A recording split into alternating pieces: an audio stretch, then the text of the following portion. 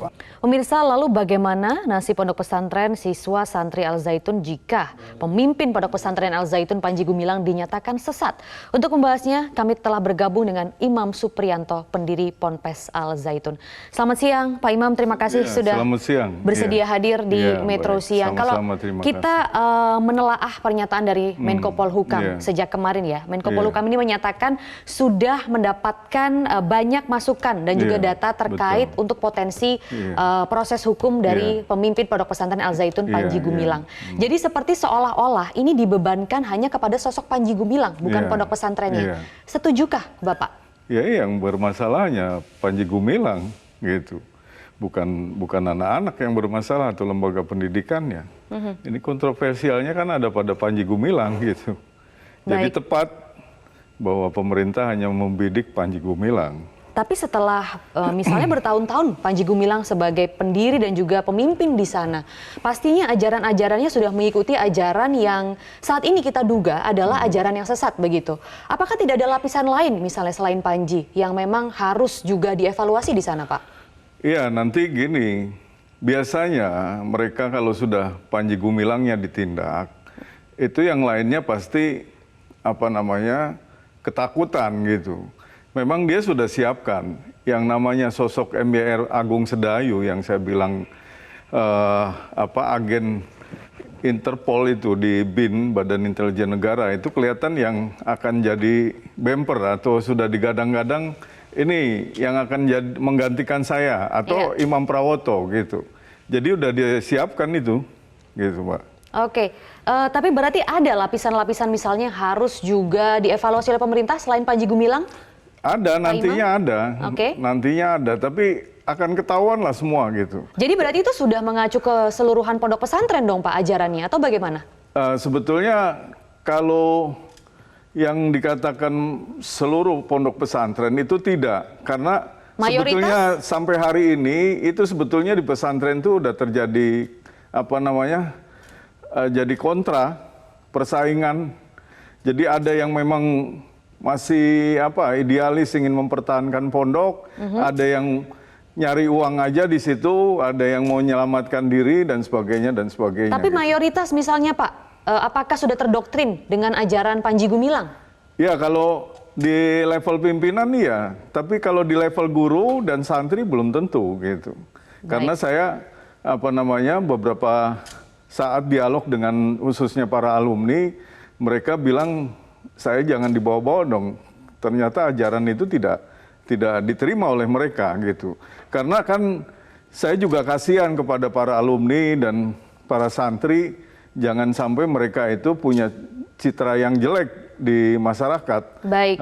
Nanti dijudge oleh masyarakat gitu. Oke, tapi yang juga menjadi pertanyaan para santri ini, apakah memang mereka tidak merasa aneh begitu ya dengan mengaplikasikan ajaran-ajaran yang di luar dari biasanya norma-norma Islam, misalnya sholat tadi berdekatan begitu, tidak ada perbedaan saf antara laki-laki dan perempuan, kemudian ada khotib wanita. Apakah mereka memang mengikuti dengan rasa ketakutan atau memang itu adalah ajaran yang mereka pahami selama ini, Pak? Karena sekarang persentase santri itu yang awalnya 50-50 atau 50% dari internal NII, 50% dari luar. Sekarang itu dominasi adalah anak-anak para anggota NII yang notabene anak buahnya Panji Gumilang begitu. Oke. Pak, kemudian kalau kita lihat juga pada pernyataan dari Menko Polhukam, ribuan santri dan siswa serta mahasiswa yang ada di Al Zaitun akan tetap diberikan haknya untuk belajar. Nah, ini adalah semacam sinyal ya bahwa Al Zaitun ini tidak akan ditutup. Tapi mungkin perlu perombakan kepengurusan atau mungkin perlu ada seperti dioperasikan begitu ya, tetap beroperasi tapi diawasi ketat. Nah, mana yang tepat menurut Pak Imam? Iya, kalau saya kan udah bilang, saya pun ditanya oleh teman-teman, artinya masyarakat Indramayu, oleh aktivis-aktivis. Ya, sekarang tinggal gampang yang dulunya eksklusif jadi inklusif. Kemudian para guru, para karyawan dan para pengurus itu harus ada unsur-unsur dari sumber daya manusia di daerah itu sendiri, khususnya Indramayu gitu. Yang Oke. diutamakan Indramayu, apalagi ada rencana pembentukan Indramayu Barat. Itu kan sebagai aset nantinya gitu, sebagai modal awal gitu, starting point-nya Iya. dari Al Zaitun gitu. Oke, kemudian Pak, untuk rehabilitasi misalnya, apakah memang diperlukan juga ada semacam rehabilitasi atau kembalinya doktrin mereka yang benar begitu ya, indoktrinisasi terhadap para santri saat ini? Apakah Anda melihat itu perlu misalnya? Iya, proses itu harus tetap ada, deradikalisasi misalnya untuk para guru dan karyawan, kemudian para santri sendiri itu perlu adanya rehabilitasi tadi gitu. Tapi namanya anak-anak kan dalam posisi yang stabil. Saya pikir itu akan dengan mudah ketimbang tadi anak buahnya Panji Gumilang atau gengnya Panji Gumilang gitu, Mbak.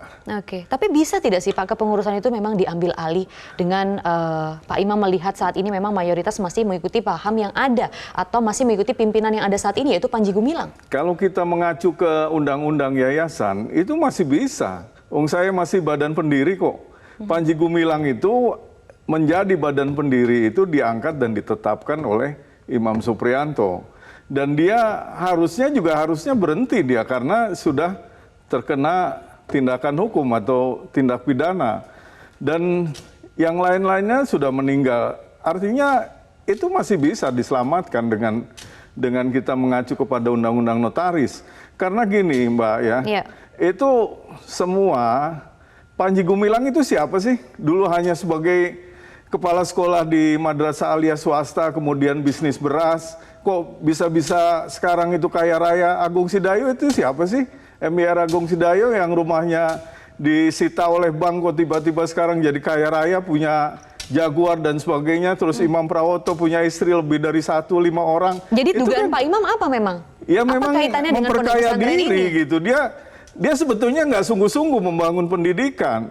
Dia itu hanya memperkaya diri dan mencari popularitas dan nanti tujuannya politik gitu. Dia kemarin beli partai Republik, akhirnya nggak lolos pemilu. Nah, sekarang mau cari simpati dari Israel gitu.